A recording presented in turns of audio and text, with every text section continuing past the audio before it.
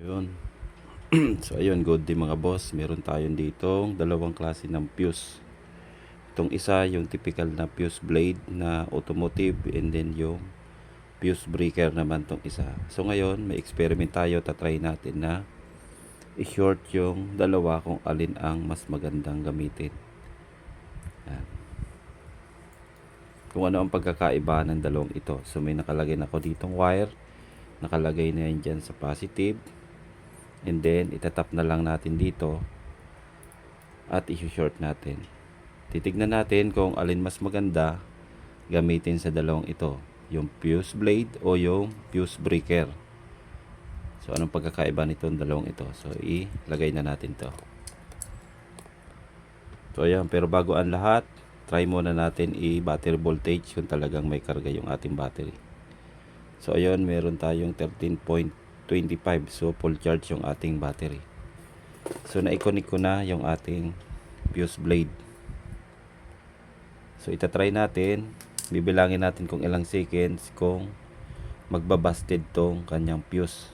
So ayan siya, nakakonik na siya, ini-negative natin. So ayan, bibilang ako 1, 2, 3, 4, 5, 6, 7, 8, 9, 10. So ayaw niyang bumigay yung ating fuse blade. So buo pa rin siya. So try natin. Tapos yung wire niya mainit na, malambot na. So try natin. Yan, meron pa. So sa 10 seconds hindi pa siya bumibigay, lumalambot na yung ating wire. So try natin yung ito, yung fuse breaker. So ikukunik ko lang, tanggalin natin to. Yan.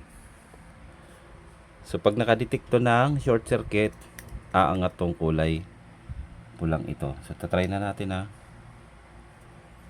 ibilang ulit tayo. 1, 2, ayan, 2 seconds, umangat na. So kahit spark ko siya, wala na. Then para mag-connect ulit, magamit nyo ulit to, i-reset nyo lang. Yan, nag-on na siya, nag-on. Bilang ulit tayo, 1, 2, 2 seconds lang. 2 seconds lang, wala nang power. Ayan, wala na hanggat hindi nyo ibabalik dito. Yan, sa kulay red na yan.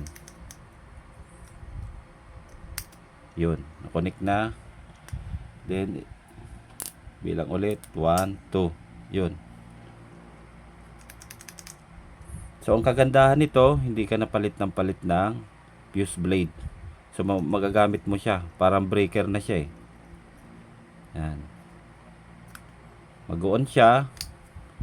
And then ganyan natin. Yun. Nag-cut na siya. So wala na siyang supply. Unlike dito sa fuse blade, yan, 10 ampere tong fuse. 10 seconds na masusunog na yung ating wire, hindi pa rin nag-trip off. Opo, nababasted.